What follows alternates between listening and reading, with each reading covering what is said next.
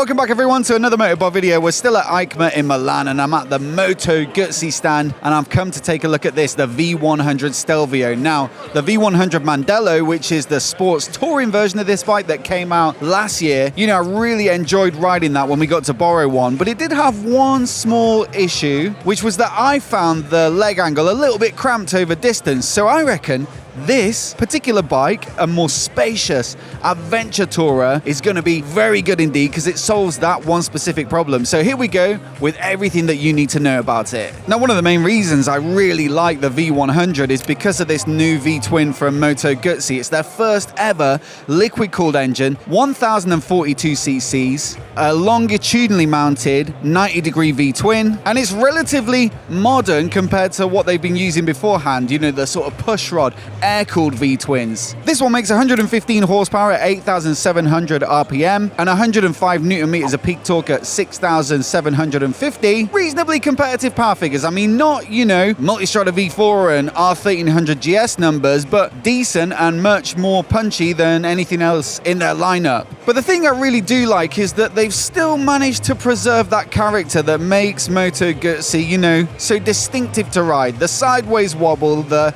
delivery of the shaft drive, which is really quite direct. The sound of it as well is really quite nice, and so a real standout point on this bike as well. I think it's got the right power delivery, enough punch, lots of torquey mid-range, and it looks the part as well, especially when you're looking at the bike head-on and you've got those two cylinders coming out either side. Now, one of the things they've done to give it a little bit more touring and distance ability is increase the fuel capacity. So I believe it's 17 litres on the V100 Mandello, which is perfectly fine. I think it's enough for that style of bike, but this one goes up to 21 litres, so a nice 4 litre boost there. And as for fuel consumption, it's 5.1 litres per 100 kilometers traveled, so that gives you over 400 kilometers of range, or about 250 miles, a little bit more I think. Now, the other thing they've changed from the V100 Mandello is the frame. It's obviously going to be somewhat similar, but they do say they've made it more rigid at the sort of headstock area to make sure that it's strong enough to cope with impacts and stuff like that when you ride off-road, because you've got a little bit of off-road ability with this bike. Naturally, it's going to have a slightly different geometry as well. You've got longer suspension and different wheels as well, which we'll get onto in a moment. And also they say they've increased the number of anchor points from 2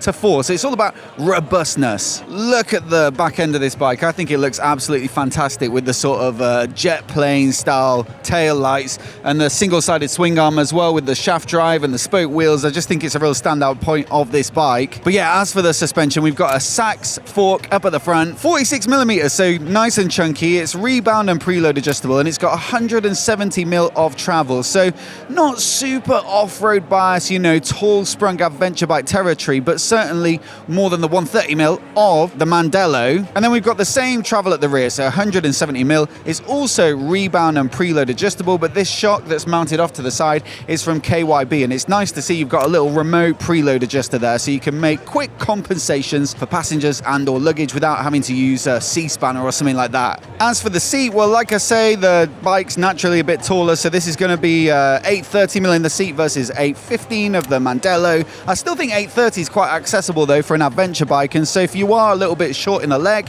you're worried about the weight of the bike with all the luggage and stuff like that, then I think this is pretty decent. It could be definitely a lot higher. And also, it looks like a great flat design here. I think Moto Guzzi do make quite nice, comfortable seats. I remember the V85 TT, for example, their other adventure bike, being very comfortable as well, and a big passenger seat, nice grab rails to make it nice and comfy and secure for the passenger. So I do think this is going to be a lovely bike for doing some longer miles. As for the wheels, well, we've got a 19-incher at the front, a 17 at the rear. These are spokes, obviously for that off-road robustness. They are laced to the edge though, so tubeless, so nice and easy to fix a puncture. And maybe you might have been expecting a big 21-incher if they made it a sort of more aggressive off-road adventure bike, but I think this 19 is probably the right compromise. Like I say, it's not a big, tall, sprung bike. I think it's really intended as a road tourer that can do light gravel work, and so this will be perfectly good. And of course, A 19-inch front is good enough for the GS, which is the best-selling adventure bike on the market, and also the new Africa Twin Adventure Sports. Naturally, you've got a sort of semi-on-off-road tyre pattern on these, so they should be a good sort of versatile tyre.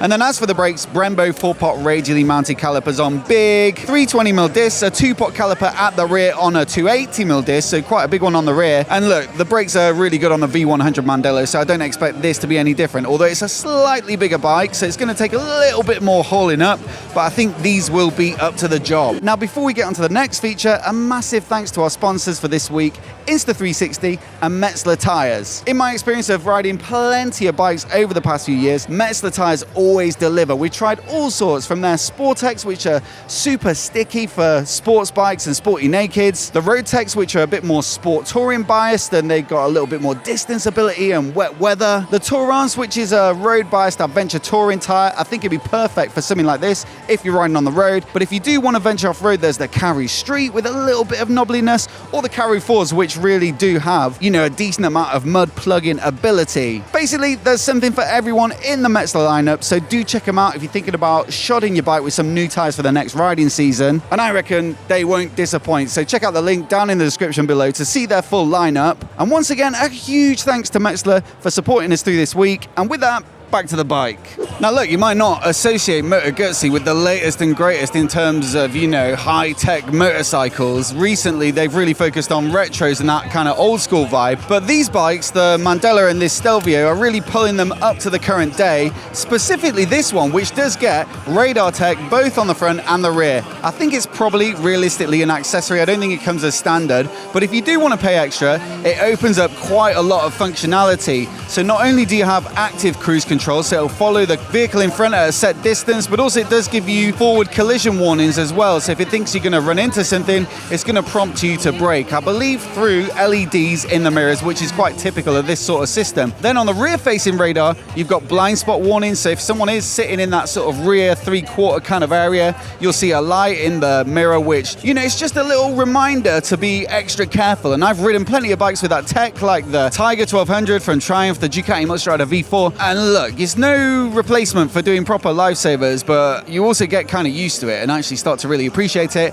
And then the fourth feature for this bike, it says, is lane change assist, which I'll have to try out to fully understand what that is, but it sounds like something similar to what blind spot would do. If you're going to move over and it knows something is there, perhaps there's a more urgent warning. Personally, I really love this kind of tech if you're doing bigger miles. I know it's not for everybody, and if you only ride recreationally and you only seek out, you know, twisty roads where you're not really using cruise control, then it probably doesn't appeal at all. But obviously myself, I ride quite a lot for work just to go and pick bikes up or to events, and it really does help on those long motorway slogs, especially if it's a busy time on the road. So for me, I'm looking forward to testing it out, but let me know what you think of this sort of tech down in the comments below. Now onto the tech package, we've got a TFT display. I think it's the same as the V100 Mandela. Really good, nice and usable. I wouldn't say it's the clearest visual layout, but it does have a little bit of soul to it, and through that you can choose from 5 riding modes, which I believe are rain, road, sport, tourism and off-road. Tourism, I believe, would be touring. But yeah, through those you get different levels of power, different levels of traction control intervention, and I think you can maybe play with the ABS as well, so perhaps a little bit less intervention if you're riding off-road. The other big one in the tech package is cruise control, which is an absolute must for a bike of this nature.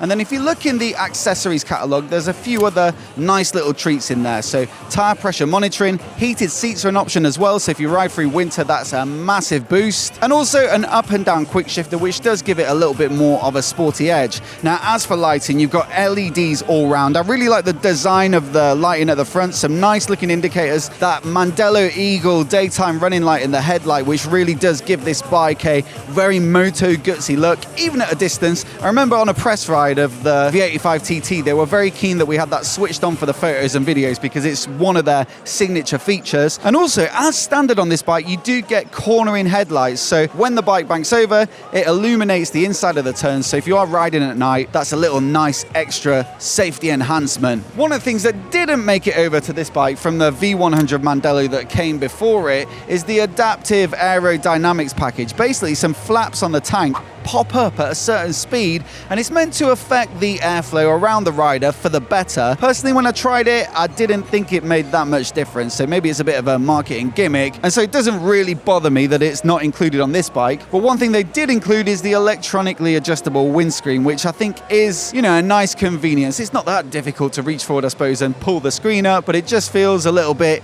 easier with the button on the switchgear. And they say they've put 1,500 hours of CFD, computational fluid dynamics into sort of testing and optimizing the wind flow around the rider. So they say it really is very good. And again, something I can't comment on till I ride one, but I'll make sure I include that when we review it. And so all round, it is looking pretty good. I'd say the only thing on the spec sheet that jumps out as maybe not optimal is the 246 kilogram curb weight. It's not a lightweight machine. You can see there's a lot of, metal to it. It's got that big swing arm, which can't be particularly light. The shaft drive, a substantial engine there. The robustness of the frame we talked about, I wonder if that's added any weight. And so 246 kilograms is on the hefty side compared to now the GS, for example, which comes in at 237. But look, for a tourer, not always a bad thing. Sometimes it gives you that sort of heft that irons out the road a little bit and gives it that planted road feel. So I'll reserve judgment on that one. As for the price, well, I don't see a UK price for it on their website yet or in the press release. The standard V100 Mandello is £13,500 as starting price in the UK. So expect at least, 1.5, 2 grand above that. I think we're looking at 15k and up for this bike. But it does look pretty good in terms of the spec. I think it looks quite impressive, and so it could well be worth it. And realistically, it'll probably undercut some of the bigger capacity adventure bikes. It really sits in that sort of bigger than middleweight range, but less than a GS and a Multi V4 and a Tiger 1200.